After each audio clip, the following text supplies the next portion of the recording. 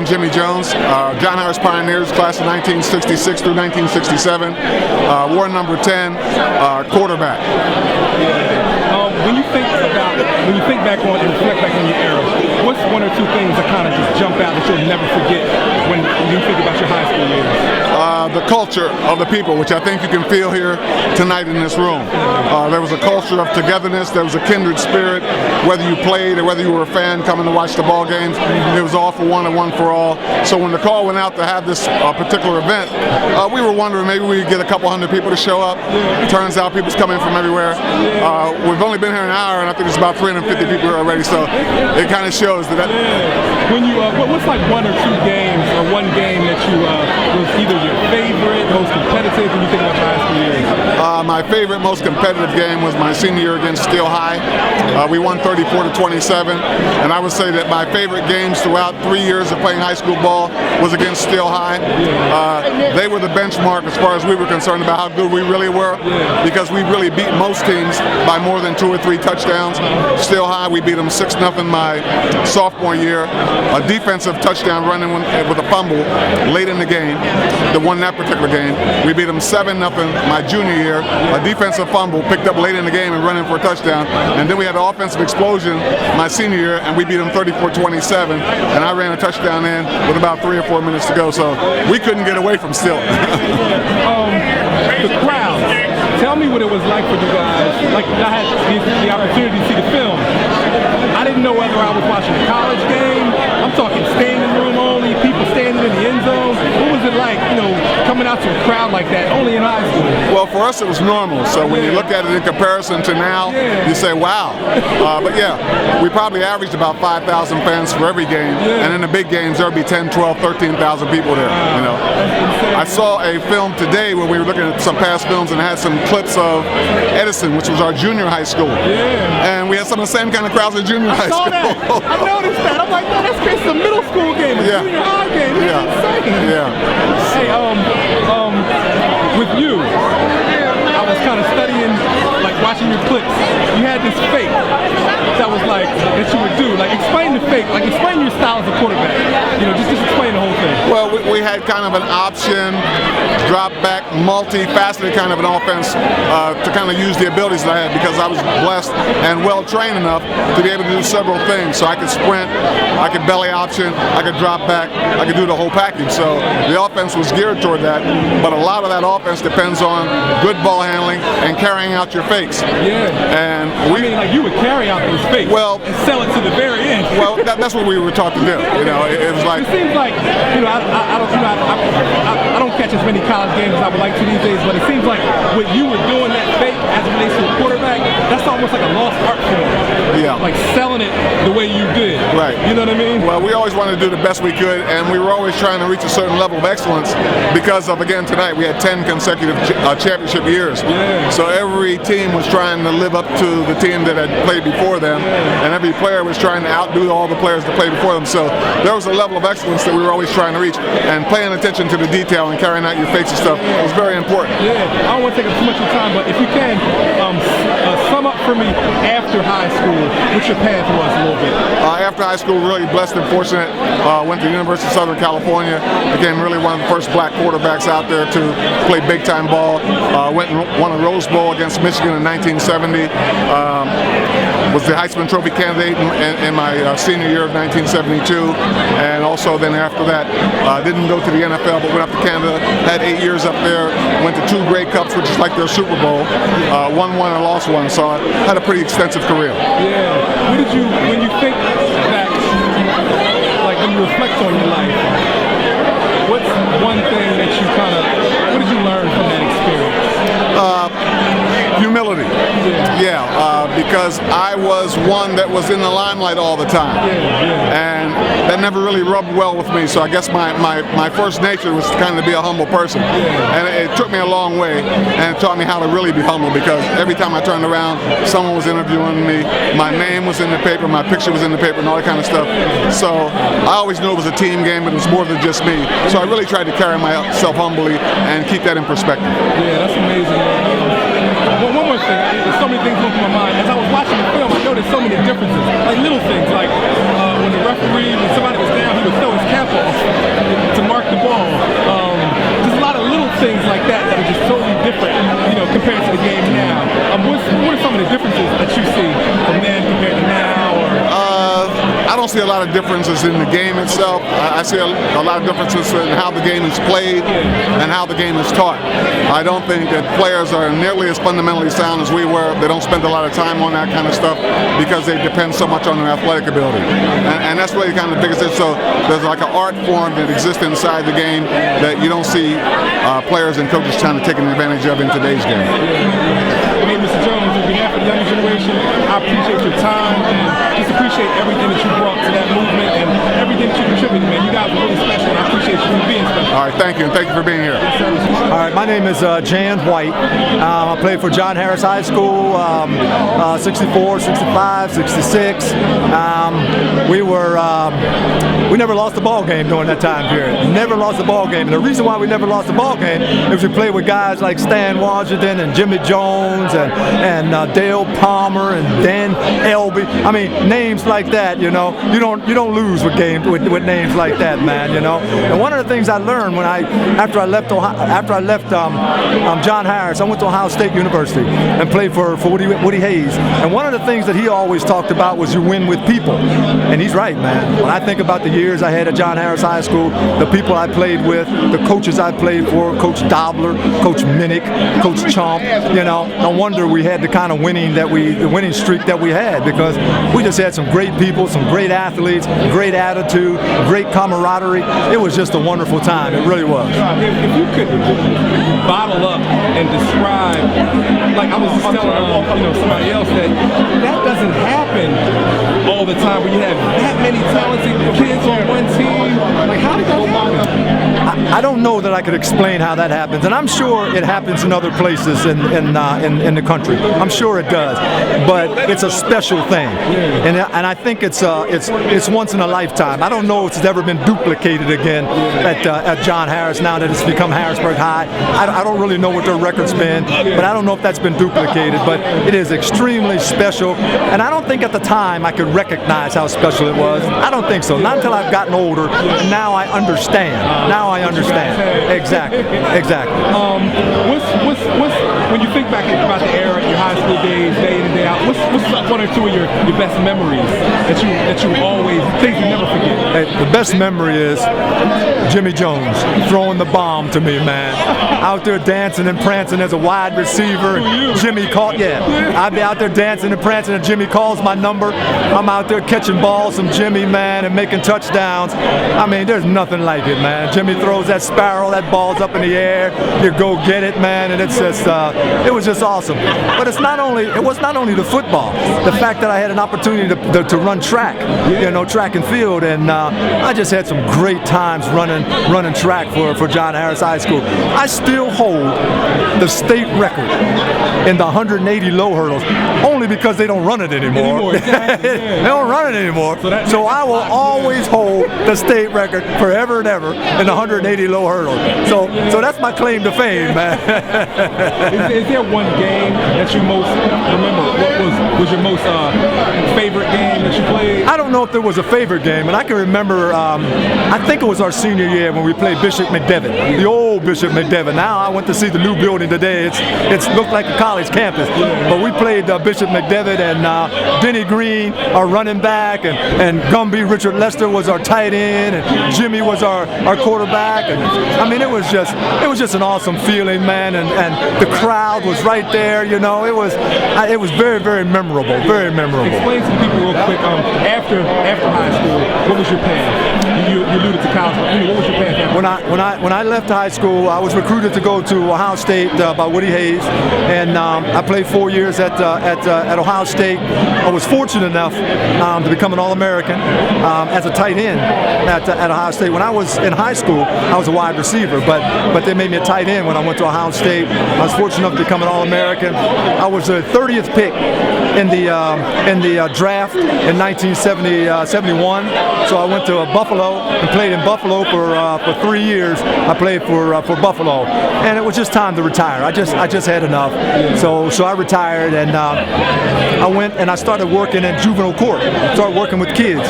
So for 37 years, I worked with kids. I was a director of the juvenile court down there in Ohio, and I retired 3 years ago. So that's pretty much what I did. Bless you, man. My pleasure. Hey, listen, Mr. Wike. Absolutely. On behalf of the younger generation, my name is Big Star, Rawls Sports. I so appreciate everything that you guys stood for. And I'm talking about not just for me, it's not about, the things that I most admire, honestly, it's not even really about the athleticism of the team. It was like that extra stuff, like the camaraderie, the pride. I know all you guys were intelligent, you know, the class that you guys rode with. You know, like I hear stories about how sharp you guys were dressed, and it was amazing, man. So I just appreciate all those other qualities that you guys brought to the table, man. I really appreciate it. Well, thank you very much, Big Star. I really appreciate it, man. Thank you, appreciate it. All right. Up is Big Star, Rawls Sports Films. I'm here with Jesse Rawls, 1966. Explain that to me first. You graduated? I graduated in 1966. I was on the 1965 championship team, and I also won a state wrestling title. So as it relates to football, what positions did you play? What was your number? I was number 51, 52, and I played nose tackle. Gotcha. Real quick, when you reflect back on your era, high school ball and everything, what's one of the first things that come to your mind? Memories, experiences, what did you most appreciate about that time? The still high game, 49 seconds to go, score 0-0. Quarterback dropped back. I karate chopped the ball out of his hand. Charlie Jackson picked it up, ran for a touchdown, we won. That's it. I got you. Hey, one of the most things when I got a chance to have the opportunity to see some of the films, I was amazed by the crowds that would come out to see you guys. I didn't know whether I was watching a college game, standing room only, people all in the end zone. Like, what was that experience like, man? Oh man, it was like shutting down the whole town. Now, for me, for an experience, that was only my second year of playing football, because I just came up from Georgia, and so it was a new experience for me. I didn't understand the impact. Now I do. Yeah. And it's funny, like when I look at the picture from left to right, Jimmy Stamos, I worked with Stamos, and he was pretty much pointing out this guy went to this college, this guy was in the NFL. You guys had the cream of the crop, man. Were pretty much, I know all you guys were intelligent. Majority of guys went to college, did something, or I mean, like you guys had a lot of talent, man. That was just very rare, man. I mean, how does that happen? Well, my thing was that the people in the neighborhood, the older people in the neighborhood always ask you, what school are you going to? And I said, well, gee, I got to find a school to go to, and I can't come back home. I got to finish. And so that was my driving force. Well, I appreciate you guys, man, and everything you guys did, man. From a younger guy to an OG, man. It's just special, man. It is special. It's really special. The best could ever be. All right. My name's Stanley Washington. Played offensive guard. My number was 67. I played 64, 65, and 66. Gotcha. When you think back on your era when you was playing ball, like what's one of the first things that comes to your mind and your memories of that time? Kicking a lot of ass. Basically. Yeah, that's about it. Yeah. Tell me about, you know, when it wasn't game day, when you were walking through the community, going to the grocery store, you know, people that, you know, I'm sure you carried that pioneer with you wherever you went. What was that like? People gravitated to us because at that time it was a different era. People were more friendly, outspoken, and it was not as tense as it is now. So it was easier time, easier living. What's some of your most memorable games, or one game that you played in? You know, a really exciting game that you think you remember, if there is one. I played all 3 years, so it's kind of hard to recollect. Yeah. But the most favorable was when we involved the city championship. McDevitt, William Penn, Still High. We played for bragging rights. Whoever won those games had bragging rights as the champions. Gotcha. And we always did. So we always had bragging rights. Gotcha. And at that time, if you had bragging rights, you had the most ladies. Last thing, what was after high school? Where did you play any ball or anything? What did you do after high school? At the high school, I went to the University of Kansas, Lawrence, Kansas. Played the Kansas Jayhawks. Played in the Orange Bowl, 69 Orange Bowl against Penn State. We had them whooped. We had caught the penalty, and we lost that game 15-14. That was my sophomore year. On behalf of the younger generation, man, I appreciate you guys and everything that you guys did, man. Thank you for being awesome, Mr. Washington. Thank you. All right. Hey, what's up? It's your boy Big Star of Raw Sports Films. I'm here with my man Johnny Jones, man. How you feel, big guy? I feel good. I feel good, man. It's a treat to be here, to be with athletes that were before me and inspired me, guys I played with, who were great athletes, and the athletes past me. It's just actually the era of athletes and people are phenomenal at that time. So that's a great word to describe it, man. Even if there were a word beyond phenomenal, because I've seen, prior to this, I've only heard the stories. Right. I actually had the opportunity of witnessing and seeing the film. Amazing, man. Amazing. Truly amazing. And everything about what you guys were doing was amazing to me, being a younger guy. Actually, I thought we were before our time. You know, actually, I wish that the younger generation could have picked up some of what we had and went further with it. It astonishes me how backwards they're going. You know, but it is what it is. From watching the film, for me, blown away by, I pay attention to details. Little things. The crowds. Come on, man. Unbelievable. Unbelievable. I didn't know the difference of if I was watching a Ohio State game or a high school. You know. I'm like, the whole community comes out. Just for standing room only. They're standing all in the end zone. And these are games that are just seasonal games. You know, 5,000 to 6,000 for a seasonal game. The crowds that these guys are getting now, we would get. They'd come there just to see the pre-game show. I mean, it's just the way it was. Everything about it. I saw the pre-game warm-up. Is that something? Is that a show in itself? They're just like That's a show in itself. Sitting on the ground, do the little roll-up flip. It was beautiful. Everything was like, you guys had showmanship.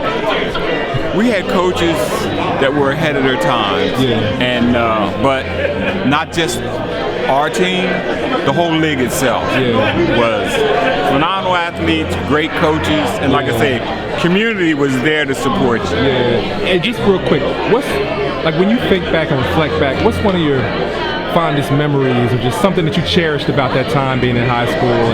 And real quick, like when did you play? Like, what years did you play? I played at 66, 67. And what position were you?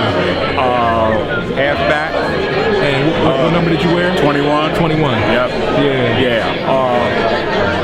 For me, it was really special for me because being with Jimmy and catching Jimmy all the time, just us playing around in the yards and stuff, that it was just such a natural working with him, and the other players was so good too. That basically it was just going through the motions. You know, you didn't really have to think about it. It was just do it. It just came natural. So it was phenomenal. That's all I can say. Did you guys hang out together? Like, what was that magic that allowed you guys to gel together in like a homegrown program? Well, I tell you, man, because of the fact that we were so successful in what we was doing, the competition was fierce.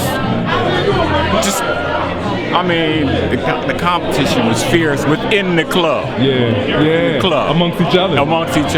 Practice and everything. You didn't. If you got hurt, you didn't want to because the next guy up wanted that position. He wanted it bad, and you might not get it back. And you know that's how it went. And you just might not get it back. So that I think made things so thick amongst us all. You know, because like I say, it was dog eat dog, but we was all out for the same goal. We wanted to win.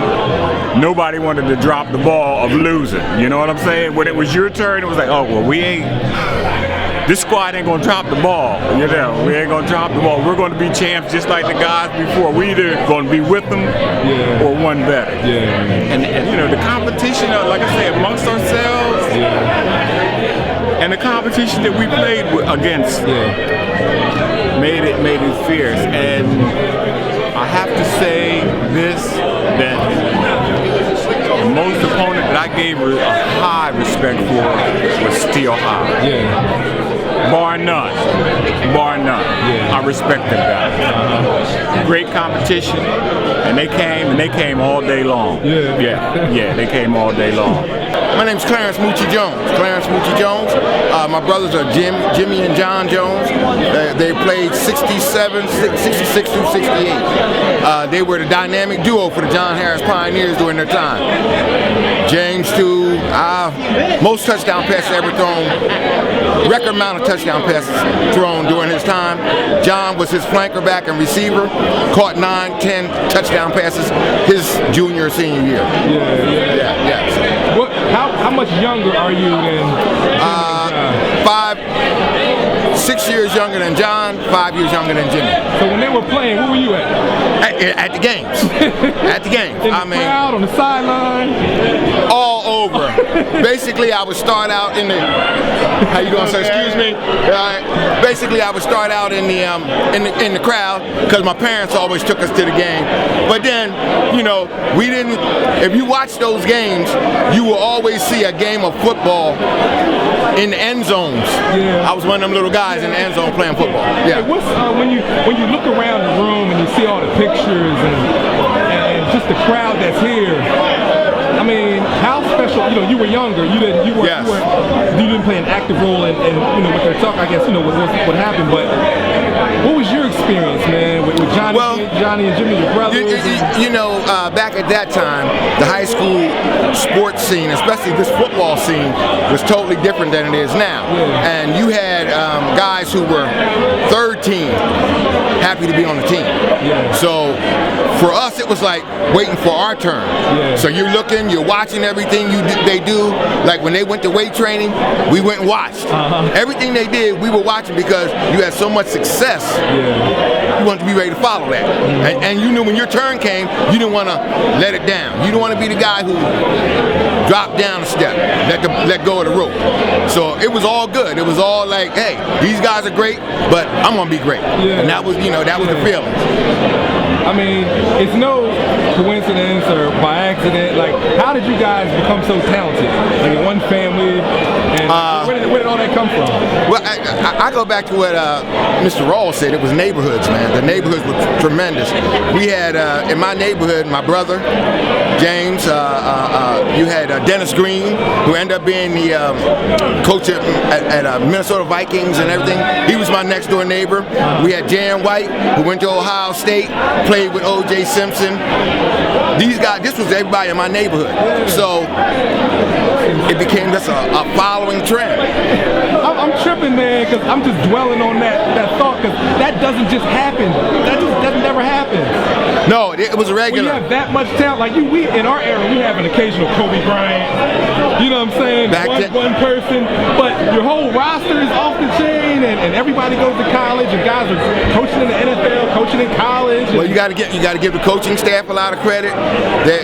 We had probably one of the best, I think at the time, the best high school coaching staff you could have. Yeah. They were innovative, imaginative. They did things like, one of the things I remember as a kid, it was a rainy day. They were playing football, playing a game. They go in at halftime. Both sides are like, muddied up. John Harris goes in. They come back out, clean uniforms. Demoralized the other team. They came out clean. Yeah. So the other team was like, man, they're carrying dirt, they're carrying mud.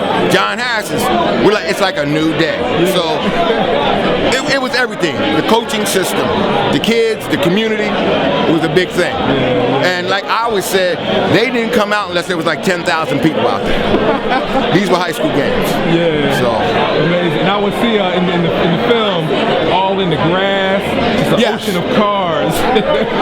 Like I said, 10,000 was about a number that, they would, it took them that, and then in fact where we're at here, down here at Stilton, they had some of the greatest games played against each other if you ever want to see that rivalry. And you asked Mr. Rawls about his greatest memory. Mine was Stilton John Harris up at John Harris Field, coming like last seconds of the game, and they're running in on my brother Jimmy, and the play broke down, down and he's scrambling around. And they always said when he didn't know where to go, he would throw it to my brother John. That's what he did. Touchdown, end zone, ball game. So, you know. Hey, one last question for you. This is a little person behind the scenes. After the games, what was the atmosphere in the living room at the crib? Like, you know. You know, real regular. Yeah. No, I mean it was almost like expected. You know, it wasn't a lot of celebration. It wasn't like, oh, we did this. It was got to do it again next week. So you know, and you know, parents wasn't really like hyping you like, oh, you're the bomb. It's like you got schoolwork done. Did you do your chores? Yeah. It was really like that. Priorities were a lot different. But I'm saying, yeah, it wasn't like you came home with no star at home. Yeah. You was a regular guy at home. Yeah. You know, game was over. Now you're back. Exactly. You know, that was it. Yeah. Yep. Well, hey, Mooch, you already know I appreciate you, man. Hey, you know, we go back a little ways. Yes, sir. All right. Remember our basketball team? I had hair, man. That was the fabulous soul. Who was that? Dave Stewart. He's at the basketball team. At Yeah. the boys' club. All right, boy. Good to see you. If you guys don't mind explaining This picture here? This is an old picture when we played at the boys' club. So who's actually on the picture? Starting from right from left to right. Stanley Washington. Right here. Dave Stewart. Jan White. LeVay Alton. Daniel Elby. Teddy Reed. Gary Penn. And the captain, Richard Lester. Hey, I'm the captain. Hey, you know what? Oh, we saw that picture down the boys' club today. Yeah, that was us. Who's this? Who's this? That's Ted Reed. That's the guy. Yeah. He lived over on Liberty Street. I knew the face, but I couldn't picture him. You know, I couldn't say, well, who he? I named everybody else. I said, I know who he is. Yeah, that's Ted Reed. You know him. Let me see some of the other ones here. You're not on it because you played up in East League. On this one? He says it's 43 or something. Yeah. Well, Gunn was in 43. Yeah. Where was this point? Is this at the boys' club right here? Boys and girls club? Or where's This is the boys' club, but I don't know these guys. Okay. This one is post. Show it to him. Hey, Stan, He wants a copy of it. 101. It came in yesterday. Who are these guys? That's Stan with the copies of those. Remember that? Before and after. I wasn't around for that. I didn't play on 101. Yeah, man. We were seniors, Dan. We were seniors, you know. Man, look at that, man. And then, Look at that. You guys look pretty mean, man. Oh, we did. No wonder we won so many games. You know? Now I realize why, man. They go Huck. Now I realize why. Hey, Huck. and then,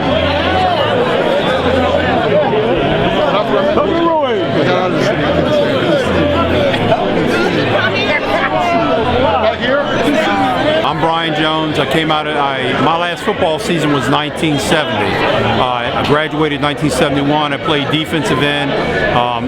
Everybody had to have an offense position. I was tight end, but these hands were bricks, so I wasn't real effective there. So I played defensive end. It was fun, the camaraderie. It was a pride thing to make the team of John Harris at the time. It was pride. It was about the pride, and it was an honor too. Yes, sir. Yes. When you think back on your era of playing ball, what's one of the first things that comes to your mind when you just... I would say preparation for the future. I would say integrity. I'm turned off nowadays by all the hot dogging that you see on the field and all. Back then it was respect for one another, for the opposition, for your teammates. Yeah. Yes, sir. Yeah. Yes, sir. Is there like one particular game that you most remember, one of your, it feels the most fun, the most competitive, or... I'd say for us, I think we played Cedar Cliff. We played a night game. Or I think it was Central Dauphin. And Alan Mathis was our middle linebacker. He also played fullback. And he and the star player from Central Dauphin hit head on. They both got knocked out.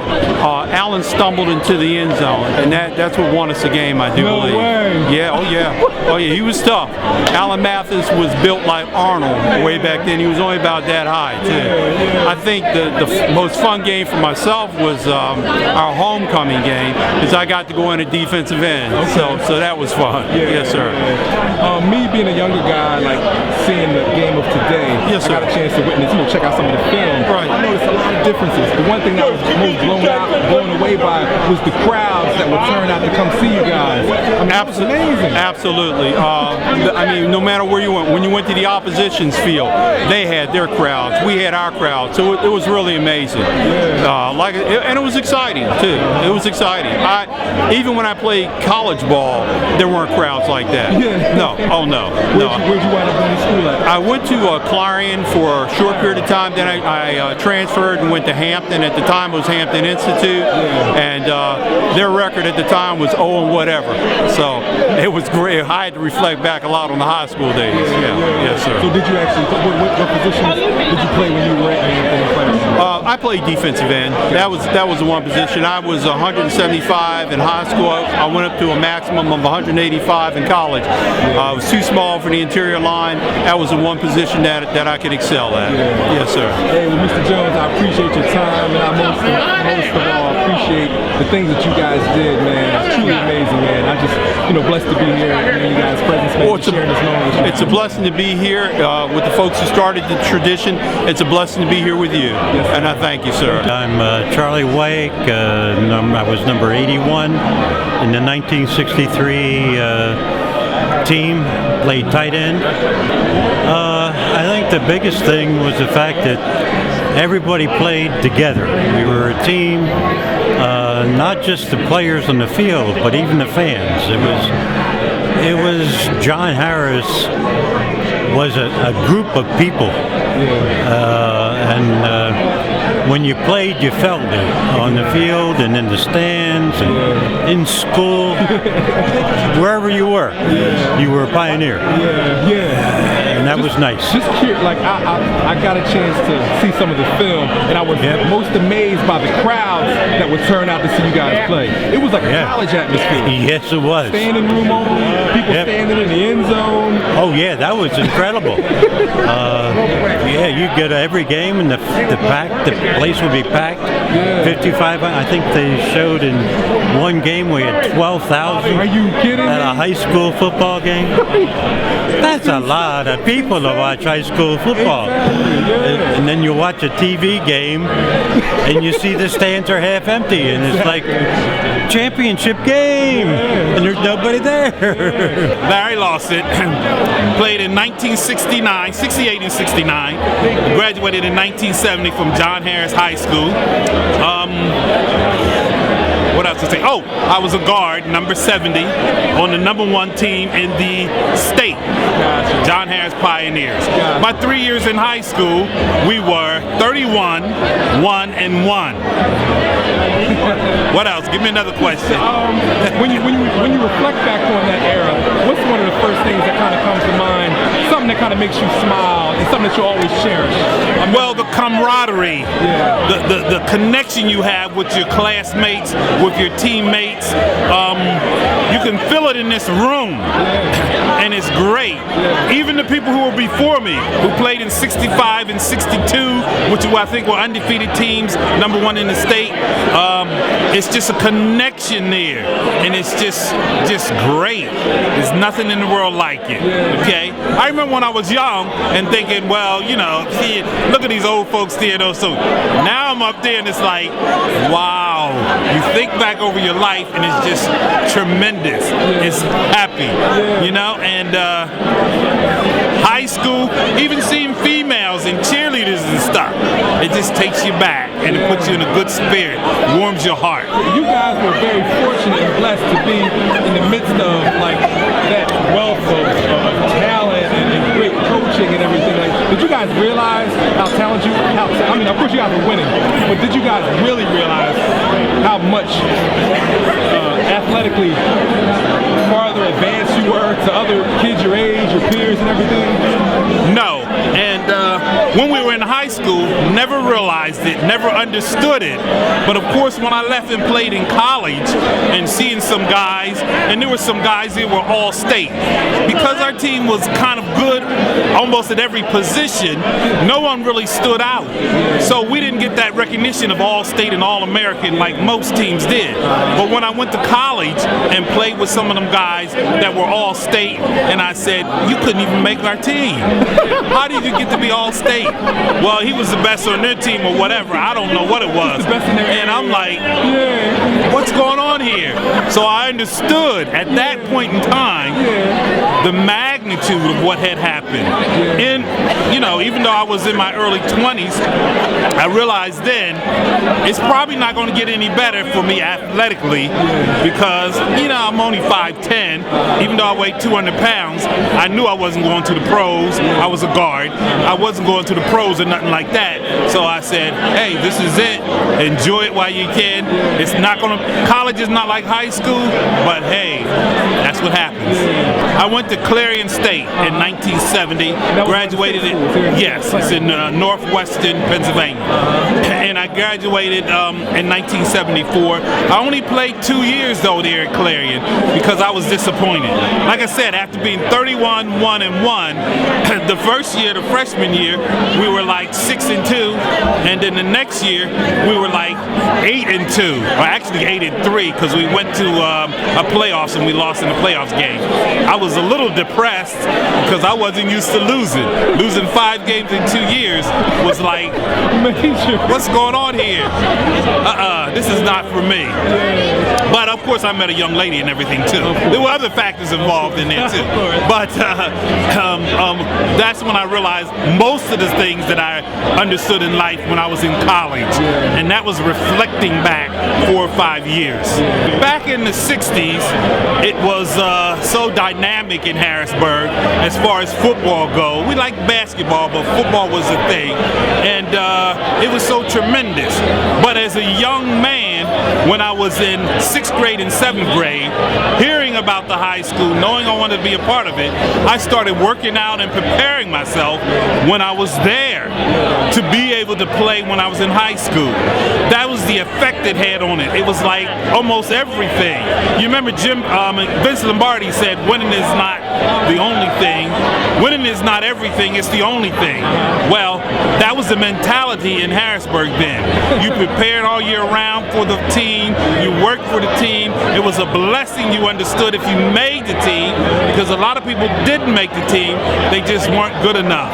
So that electricity, especially when it was a big game, against Still High, against William Penn, or somebody like that, it was just in the air, it filled the air every weekend. And it was tremendous. It's almost like life-altering, because if I hadn't played football, I wondered would I would go to college, and I ended up being a teacher for 35 years in Harrisburg. So would all that have happened if I didn't play football?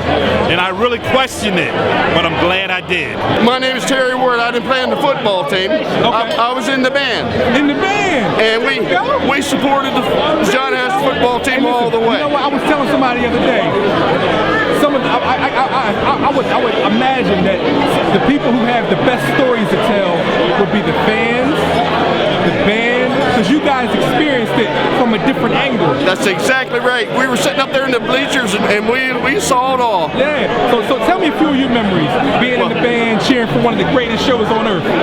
One of my memories was when it was pouring down rain, and our band leader told us not to go out in the field because it was pouring down rain. Yeah. Well, a couple of us grabbed some drums, grabbed their instruments, and we went out there and sat in the bleachers and pouring down rain, and we played the fight song when the team come on the football field. And they couldn't stop us. Yeah. We had that spirit, what they call the school spirit, and I think that's what really drove our school.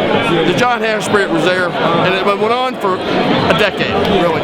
What was it like for you, in your craft as a musician, to be playing for such, an awesome team day in and day out, just carrying the pride, just like we really didn't know. at the time that we were going to do that well.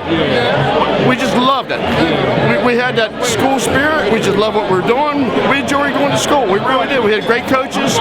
We had great teachers, and it was just a wonderful experience. We grew up in the best of times. We really did. It was a carefree days. They were carefree days. Hey, Mr. Wert, I appreciate your time, buddy. Thank you. Thank you, man. Thank you. Nice talking with you. My name is Willie Burston. I went to John Harris in 1966.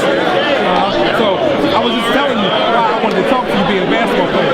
I think in my mind that the people who may have the best stories to tell about this team and everything was like the fans, the bands, the teachers, you know what I mean? People who saw it from a different perspective. Absolutely. Being a basketball player, you know, what was your experience like going to those games, watching Jimmy Jones and those guys? They were really exciting. Jimmy Jones was the man. He went to USC. Jan White, who lived across the street from me, he went to Ohio State. And Polka Anderson, they went out to a junior college, and then he went to a 4-year school. And Buster Ray, who also went to a junior college out in California, Taft Junior College. Buster Ray was a running back for John Harris in 1966. He was a star running back. And there was a player by the name of Steve Zeiters, who was also the quarterback in 1966 for the Pioneers.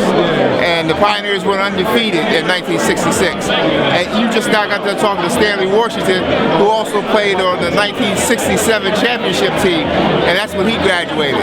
And Jimmy Jones graduated in 1968. And like I said, he went out to USC. And I'm trying to think of some other players that played. There was a player by the name of Tom Buskey who played center, who went down to North Carolina. He was also a good baseball player. You know, so they had a number of players that were really stars out there. Yeah. Our rival was William Penn. At the time, Harrisburg High was split. The kids that lived out on Allison Hill, on the hill, they went to John Harris. The kids that lived uptown, they went to William Penn. And some of the kids that lived in the projects on Cameron Street went to William Penn, and some of them went to John Harris.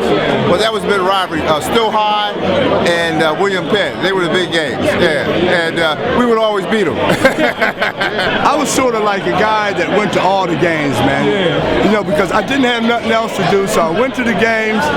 I kept a scrapbook of like Johnny, Jimmy Jones, Ed Beverly, Rick Carter, Tommy Allen, Chucky Beanie, Mike Elby, all those guys. You know, I was just a student that just went to all the games. So tell me what, you know, some of your most memorable experiences watching those games, and, you know, what do you most remember?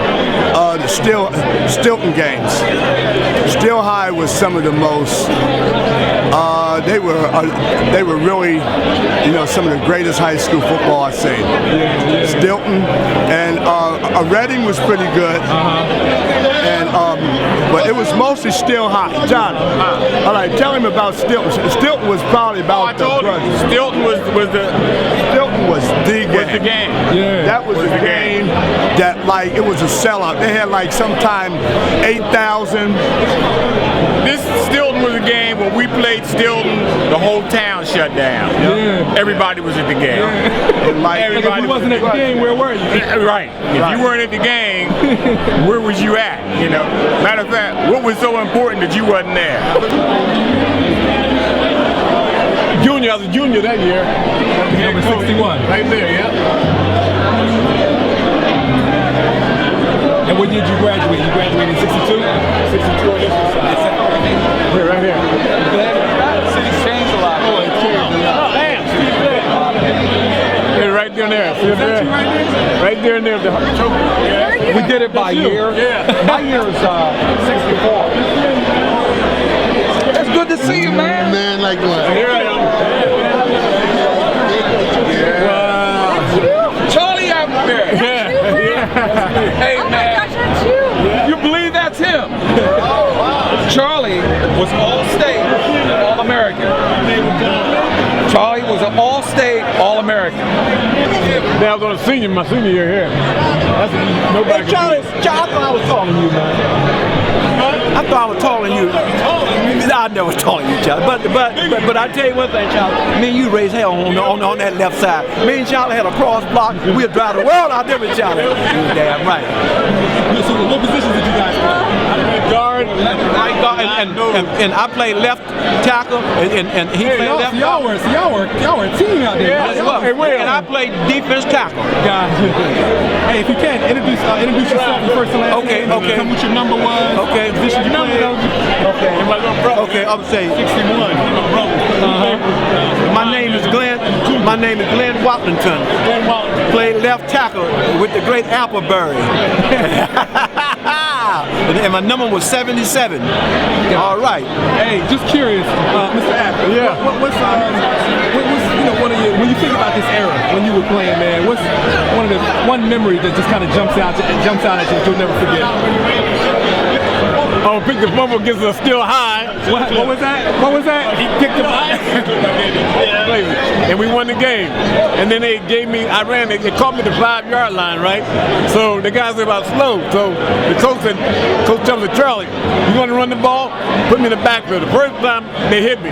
Second time I went in. I got me a touchdown. And I got one of those CD clips, we won the game. So yeah. I enjoyed myself, man. All these guys, man, it was just like, we was back in them days, we was like family. Yeah. Everybody loved each other. Wasn't no black or white. We was together. That's a leader. Yes, we played together. You know, you coached when I met you. Yeah. Compare like when you were playing, everything about it to now. Like, what were the differences that you noticed? Back then it was a little more stricter. Yeah. Now we're trying to bring that same thing back in the football, getting strict. That's why I'm now. I'm still coaching because I like to have discipline with the kids. I'm always have that. I've been coaching almost 30 years now. Yeah, I was at the thing. We listened back then. We listened to the coach. We wasn't on the sideline playing. So we know what to do when we went in. So a lot of discipline, a lot of listening. And everybody was good. Wasn't this one person good? Everybody was good. So you didn't want to do your thing. Hey, hit Market Street. That's right. They would tell you, see you. Here I am. This guy was All-American, All-State, outstanding lineman in the state of Pennsylvania. Big 33. Went to Virginia Union for 3 years. Came back home, played semi-pro football for 19 years. He got a mini Super Bowl ring. You got it on? Is that your mini Super Bowl ring? No, I don't have it. I had a try with He got a Super Bowl ring. He had a tryout for the Steelers and the Baltimore Colts. So he was a ball player. My name is Ed Beverly. I played for John Harris High School and from 1966 to 1969. Undefeated until 39, and they stopped that record. My number was 85. I was wide out. Played under George Chaump, Mickey Minnick, and Coach Deibler. If you when you think about, I'm not sure how often you think about it, but this event definitely was prompted in your mind. But just on the regular, when you think about like the days when you were playing high school football, like what's one of the first thoughts that come to your mind when you think about all you guys accomplished or just anything? I was concerned about how far this football on the high school level would take me, and would it take me further in my career. And after realizing that as a senior my potential, realizing that I had the potential to really play college on the college level, it began to take me to another level. And it was a very exciting experience. It was like no other experience in the world. I sort of recognized my skills in terms of my hands. And then to be recognized scholastically as an All-American, UPI, Big 33. Now I knew I was ready for the next level, which was college. And it was a great experience. The time that I was playing in those early years, we had a very diverse group of fans. They were white, they were black, and it seemed like everybody was on a mission to win. And the teams before us, we watched growing, the Buster Rays, and those guys were legends, and we wanted to be legends. And I think it was a ripple effect, you know. And we all excelled through it. And we all came from the same area of our lives. We came from the projects. You know, we were upstarted young families. It's not like it is now, where the project tends to be like a drug scene and so many different people. And it was just a different time in a different area with a different attitude. And the kids don't have that attitude no more. You know, I remember when I played for John Harris in my early years, they once said that there would never be a team like that ever again. And at that time in my life, I didn't realize that, you know, that was true until here tonight. You know, and I'm here tonight, I'm saying, dang, they were right back then. And there has never been a team that did the things we did back in that era. So that's a legacy that I'm very proud of, you know.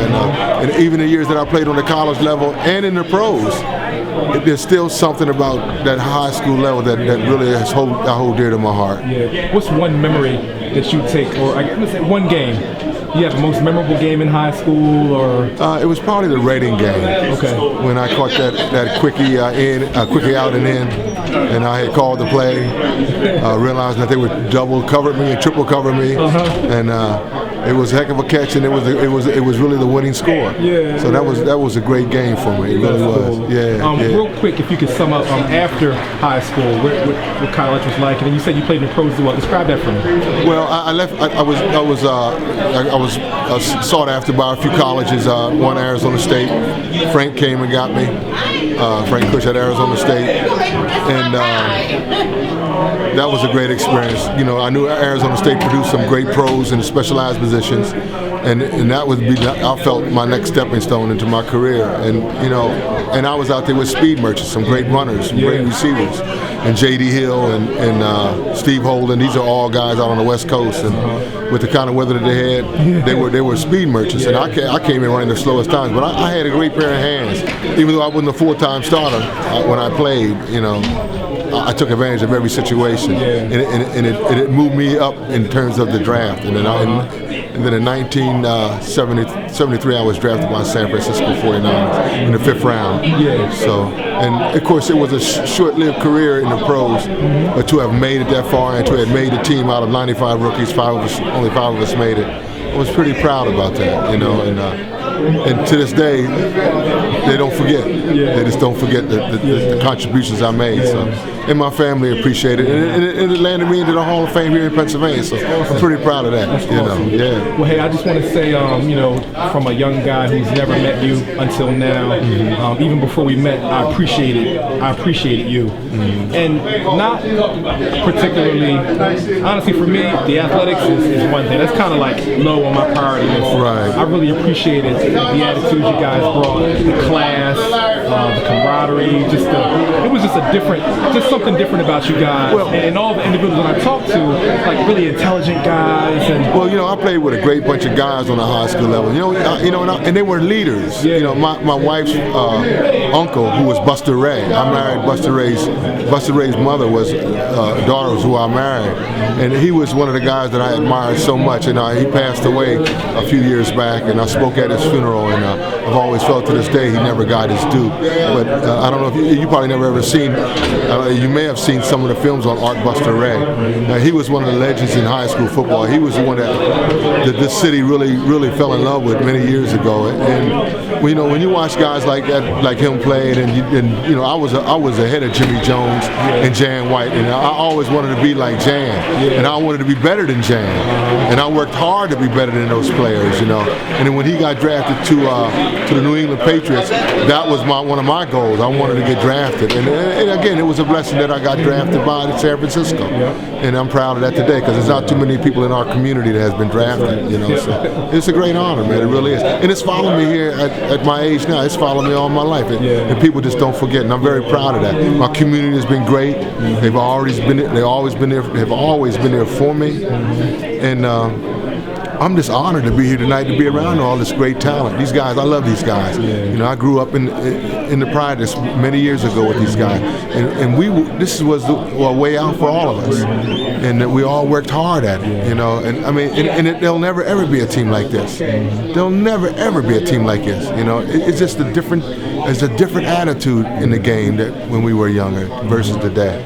And I mean, I've worked with kids in the South right now. I'm living the country. And even when I coach them, and I see the teams on the high school level, they come nothing close to this. They come nothing close to what we were, even in the eastern part of the country. And this is a football state. So I'm pretty proud of all of our guys here and what we've done. God bless you. It's been an amazing opportunity. I appreciate your time and taking the time out to speak to me. You're welcome. I pray God continues to bless you and use you. Well, I thank you. I want to say thank you for being so awesome, man. That's very kind of you. I really appreciate that. Thank you. My name is Richard Green, and I never played football for the Pioneers, but I had the fortunate opportunity to play basketball for the Pioneers. And being a Pioneer was more or less an understanding that success was expected of you, and the way to carry yourself was as a gentleman at all times. You go to school, you do what you need to do, you're disciplined, you're a quality person, and it made living in Harrisburg a lot better because we won, but it wasn't just winning, it was the way we won. We carried it well, and the guys year in, year out were such good mentors. They kind of passed it on to us, the next generation, and we just enjoyed watching them and couldn't wait for our turn to be a Pioneer. Unfortunately I'm a basketball player, but now I coach high school basketball. But all I learned was from these guys. These were some great guys with some great memories. And the good part was they always looked out for us to look out for the next generation. Just a wonderful time, it really was. When you think about this decade and all the games you've witnessed, what's some of your most fond memories, things you'll never forget as it relates to Jimmy Jones and all these guys? Jimmy is my personal mentor. We grew up together. His brother Moochy is my best friend. So I lived in the Jones house myself, Corky Primus, Joe's brothers. We basically lived in the Jones house. So, but Jimmy set the tone for all of us. Jimmy, Dennis Green, Jan Wike, Jesse Rawls, all those guys. And Jimmy, he kind of was a quiet standard that we had to follow. I remember, Jimmy's team, probably the best memory was when we won 80-0 and came back and won 81-0 the next year. It was unbelievable. But so many of them guys were, like I said, were just quality people that just set a standard. And here's the best thing. Later in life, they're always there for you. They're always there for each other. And they really helped me. Actually, I didn't even play my senior year of high school. But those guys were like, keep working, keep your grades up. Actually, I was the first guy to play basketball in college to graduate from Harrisburg High. Never even played for Harrisburg High. I'm a Pioneer. That's why it worked. Played for 2 different colleges. And now I coach, like I said, high school basketball, Richmond, Virginia, state champs, all because I'm a Pioneer. It's a understanding and just something that's instilled in you from this big, man. Go get it. You're a Pioneer. You win. Jim Deibler was hired by Coach George Chaump. Graduated from Steele High in '60. One of my fondest memories of the class of '89 when I was the fullback at Steelton. Scored 2 touchdowns against John Harris at Severance Field when we beat John Harris 18-7. And that's the last time that had happened for about 7 or 8 years. And then coached John Harris for 6 years at the varsity level with Coach Chaump and Coach Minnick. What years were you there? I started in '64, was the JV coach with Mickey Minnick, and then '65 to '69 was the varsity line coach. And during those 5 seasons, we only lost 1 football game, and that was to Steele High, also by an 18-7 score. And then in '69, we came back and beat them 49-0 when we were both ranked 1 and 2 in the state of Pennsylvania. Hey, well, my first question for you is, like, when you reflect back on the decade that we're all here to kind of celebrate and talk about, what's one of the memories that just kind of most jumps out at you when you reflect back on, when you think about your role and your experience in that decade? Probably the greatest thing was the diversity of the team and the makeup of the teams and the families, how great they were, how supportive they were, and how hardworking they were. And just had, great memories and total dedication by the young people.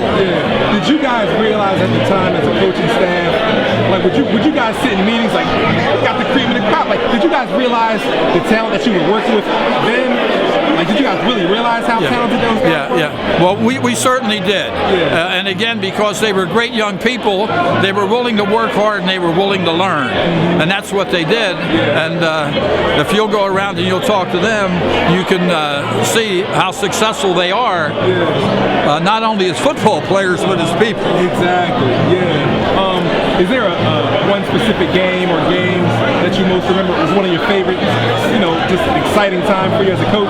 Probably the 34-27 game against Steel High, when they had come back and tied us 27-27 at Severance Field, and then Jimmy Jones breaking a run for a touchdown and our winning the game 34-27. And then probably in '69, the 49-0 game, because the game was a sellout at Severance Field before it ever happened, and you know, it was a total sellout, and people knocked the chains off the gates to get into the field before they even opened up.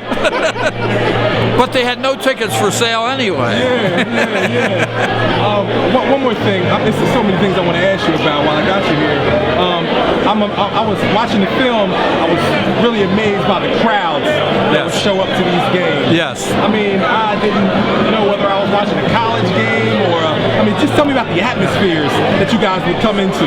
Yeah, well, the absolute, you know, the atmosphere was absolutely great. You know, in those days we had a group called the Pioneer Huddle Club that followed us both at home and away. And, you know, in those days, kids didn't have a lot of things that they have today. And as a result, you know, football was a big, big thing in their lives. And, you know, they totally dedicated themselves to the game of football. And the parents were also so great and supportive. Hey, well, Coach, I appreciate your time and just appreciate your contribution to the era. Thank you. My man. Thank you, buddy. Now, I don't want to bore you with statistics, but this is the decade of champions.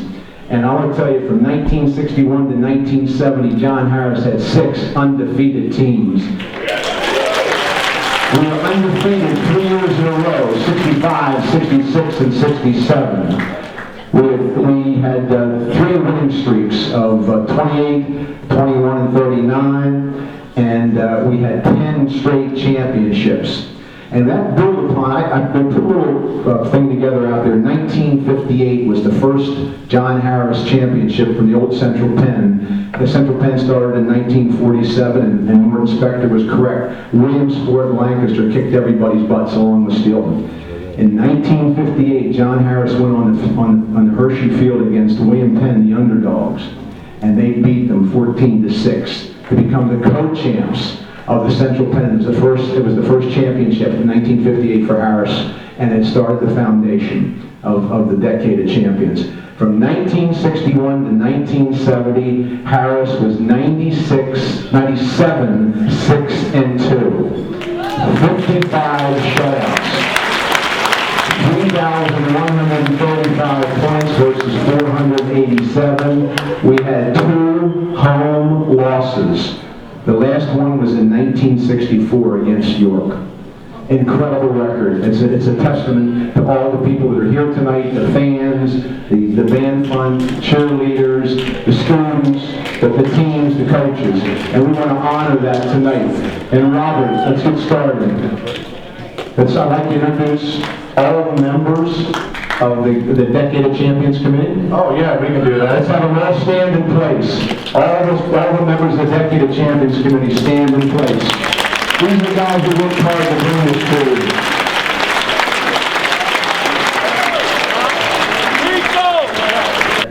Richie's 2-year player, played end defense. Great speed.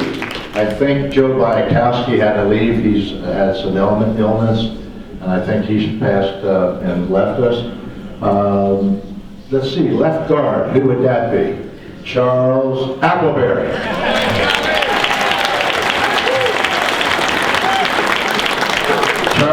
Charlie was a ball hawk. It didn't matter where the fumble was or who caused it, he was the first one to it. One heck of a hitter, unbelievable. 2-year starter, played guard and played linebacker defense, could do anything. And in addition to that, just a fantastic guy. We played together all through Edison with Gary Ross. And Charlie, his senior year, just made Big 33, All-State, All-American. That's all. Deserved it all. And it was during the Cedar Cliff game, Charlie picked up a fumble. I believe he was somewhere around the 40-yard line. At our age now, it doesn't make any difference. But we all remember seeing him rushing with this picked up fumble to score the touchdown. And I believe it was somewhere around the 8-yard line that the wind left. He had nothing left. He got caught, tackled down. He was about the 2-yard line short of scoring.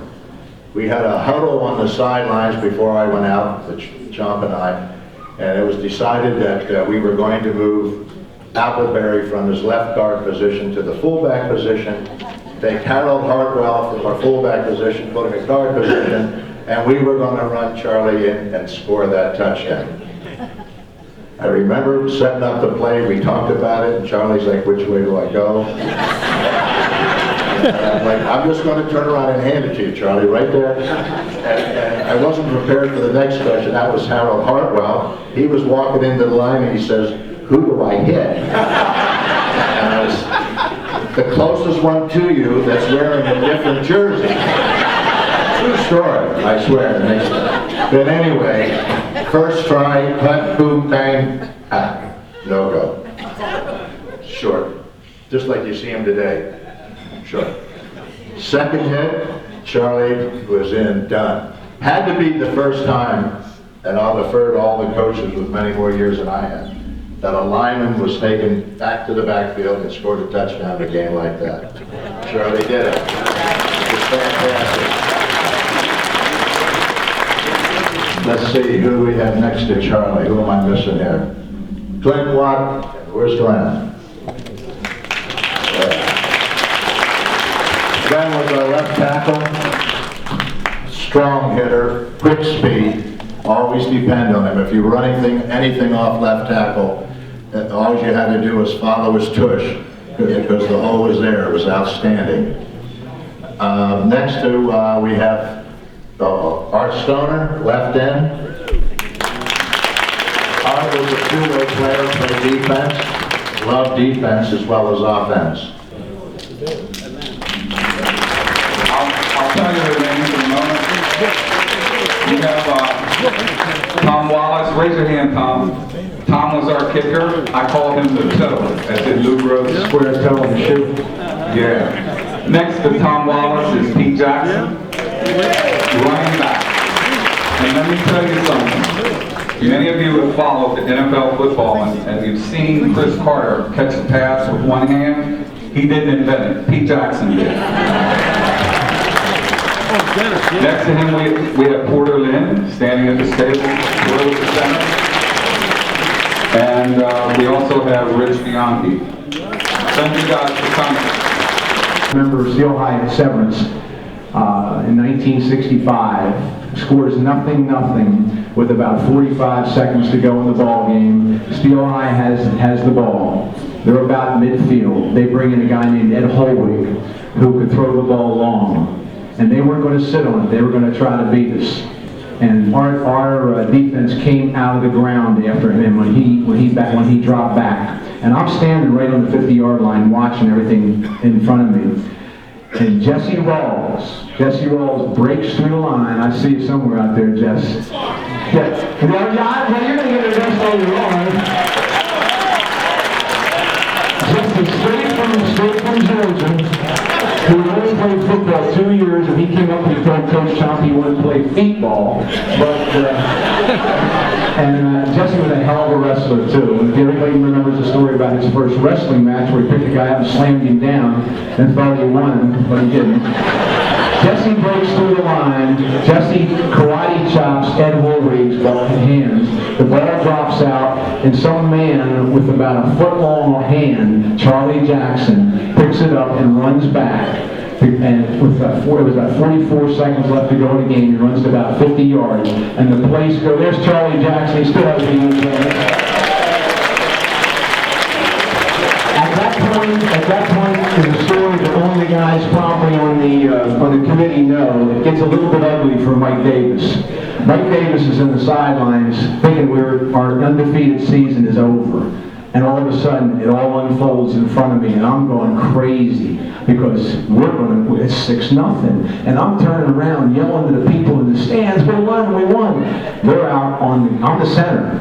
They're out lining up for the extra point, and there's no center to snap the ball. And they're yelling, where's Mike Davis? Mike Davis is over here yelling to somebody in the stands. And all of a sudden, flag goes out. We get a 5-yard penalty for delay game, and I slither on in. And I snap the ball, and Buster misses it. It's 6-0, and I go sliding off the field. And I go to the end of the bench, and all of a sudden, Coach Deibler said, Mike, he said, come here a second. He said, he looks right in my face. This is after a game in New York that I punched him in the mouth by accident. And we have great history. He says, Mike, I'm going to give you a little bit of lesson here. He said, you know about discipline? You know about what you're supposed to be doing? He said, but if they take this kickoff back and score, go up 6, then tie us 6-6, and they go in and they kick that field goal, kick the extra point, and they go ahead 7-6, you'll never forget it the rest of your life. And I was 17 years old, and I almost bawled, man, I'll tell you. And I stood on that sidelines when I think it was Jimmy Waters was our kickoff man, and I'm yelling at these guys in the worst profanities I can think of. Get that guy that gets the ball, and we got it, and we won 6-0, and nobody knows that Mike Davis almost blew it. So now you all do. I would like all the senior members of the football season 65, the class 66, to stand up and be counted. I know there's some of the guys camping. Come on, guys, I know you're out here. Mel Jenkins is not here. Charlie Jackson, the guy who ran the ball back, is back there in the corner. Eddie Parson, Eddie, where you at? Eddie Parson, 100-yard dash champion, man. Once again, keep it running, man. Jimmy Heron's no longer with us. Gary Shade came up from Florida for this. Nasty tackle. Charlie Witherspoon is in Minnesota. One of my best friends on the team, James Pumpkin Anderson. He was my right-hand man, right beside me. Although he was in my class, Stanley Washington and Jimmy and I we had a good center of the line. Donnie Cofield couldn't be with us. Bobby Mason, 3-year varsity man. Steve Ziders called me this afternoon from Arizona. His team is playing in the state championship in Arizona today, and he couldn't be here. Buster Ray, of course, has passed on. Tom Scott. Melvin Waters. Where's Melvin Waters? Melvin Waters is possibly the prettiest ball player next to Gray Green I have ever seen on the John Harris football field. And that's pretty in a positive sense. Very pretty. I don't think I missed anybody, but I do want to say something about Jesse Rawls. Jesse Rawls. I introduced you, didn't I? Whatever. Denny Appleberry. I'm sorry, Denny. How could I miss you? I'm sorry. Denny Appleberry. If Justin Ray would have been on our team, Denny would have been all world. He had a great year except for Buster. But one more comment. I know I'm on. But Jesse Rawls made me a better football player. Without Jesse Rawls, I had to block him every day in practice. My practices were much harder than the games I played. Jesse Rawls made me a better man. So thank you. Thanks for listening to me, guys. Gary Penn. To make a short story long, I graduated class in 1967, which would be the football year of 1966. I don't have all that information they have. I just know that our toughest game was Still High, where Dan Elby, he ran to our side. Dan Elby, stand up, Dan. Dan, this guy, like Jesse Rawls, ball fell out right in front of me. I looked at the ball. I looked at the end zone. I was getting ready to pick it up. I got so excited, I tripped over a blade of grass. And Blue Fields, that son of a, he comes behind me and picked up my ball. And he runs it in, and he gets all the glory. Yeah, well, that's all right. But we won. So that's my story. And I got another story. It's not to the football, but me and Dan, we went to a Medina game on a Friday night. Spectators, fans. They scored, they get ready to kick the field goal. I said, Dan, we're going to get this football. They kick the field goal, the extra point. 20 of us, I jump up, grab the ball, fall, they fight for me, I get up. Elvis down, he's down by the gate. I throw him the ball, he catches it, rerun out the game, and we stole a football. All right, the class of 67, please stand up.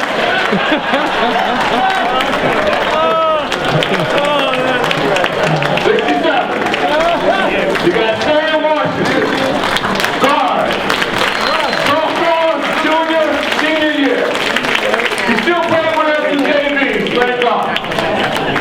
Dan Elby, linebacker, right beside me. Dan Wike. Everybody knows Dan Wike. Ohio State, Buffalo Bills. Why did he retire? I have no idea. Richard Lester, tight end. Pokey, where are you at, Pokey? I can't remember. Gene Lewis, guard. Dale Palmer. Yes, sir. That was a mean son of a, Who am I missing? Did I just for the seniors? None of your talent. None of your talent. Where you at? Oh, man, come on, man. Hey, Chaump said in practice, he's going to call the meanest, fastest guys for the kickoff team. He called off names. We line up. And somebody said, and the coach, the Chaump said, well, at least we got one white guy on there. And we all looked and said, who? It was me. They said, Penn, what are you talking about? So it was not that talent. God bless you. Good job, guys. Jimmy Jones.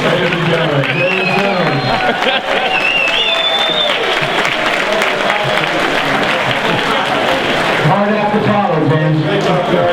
Guys, what the energy in this place, that's great. Just basically wanted to say to you how proud I am to be here and how proud I am to represent and be part of the group that's representing the 10 years of success that we had here at John Harris. John Harris is sometimes feared, but most times respected, and I think that everyone can agree to that. The school fielded some of the most extraordinary teams from 1961 through 1970. They were so extraordinary that particular period of time has been labeled the golden years for the capital city of Harrisburg. Those who know the history of John Harris know that the excellence didn't stop there. As Mike indicated, the excellence that existed through all the facets of the Harrisburg School District at that particular point in time. And debates will go on for years about who's the best team or who are some of the best players, but really that's not the thing that's most important to me. What's important to me is that the 3 years that we had, and Mike mentioned those years, which I was fortunate enough to be a part of, 65, 66, and 67, we were undefeated for 33 straight games. That marks a special time in the history of not only the school, not only the city, but the entire area here in Harrisburg. It's important to me that the teams that I played on met all of the expectations of keeping those strings alive. You really don't know how much pressure we were under from the team before us who didn't lose, and then the next team comes up and now you have the task of not losing as well. So for 3 straight years that pressure was immense, and my hand goes out. I extend a lot of gratitude to the teammates that helped me make that 3 undefeated seasons possible. It's important to me that we competed, that we practiced good sportsmanship, that we built lifelong relationships, not only with the teammates that we had, but also with the competitors that we played against. Many of the guys who came out tonight to represent themselves from the other schools, from Stilton, from William Penn. It was a thing in the city at that particular point in time where you wanted to win on the field, but after that, you had great relationships with a bunch of people, and you still have those relationships to this day. It's important to me that when you look back, whether you were a friend or a foe, we had one thing in common, and that is that we grew up in Harrisburg at a time that we're all proud to say was a very special period of time. That period of time, again, I'll say, has been called the Golden Era. Now, at this time, I'd like to acknowledge the seniors who are off that 67 team. If you guys would please stand, seniors of the 67 team, and I'll acknowledge you at this time. I know that we have in the house, we have Hugh Woolridge. We have Terrell Jones. George Buchanan.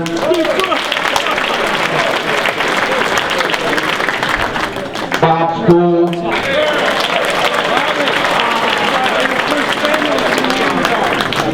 Bradley Boyd.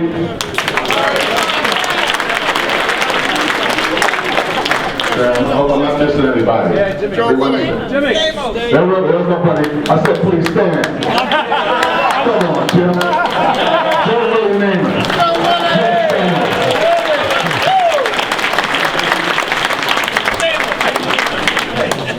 Okay, some of the others that might not be here: Mike Stewart, Milan Bakonski, Ray Schreckengus, Russell Taylor. John, did you stand? There he is, John Jones. John Jones. I'm going to forget the brother. I didn't see you back there, bro. But John Jones off of that 67 team. Still one of the best receivers I've recruited to. William Wike, Harry Ball, Charles Schuler, Thomas Wilkerson. Those guys who are not here wanted to make sure that their name was represented as well. And then we had two guys who are not with us any longer, Jeff Brooks and Richard Carter. So God bless you. Thank you for being here. Thank you, James.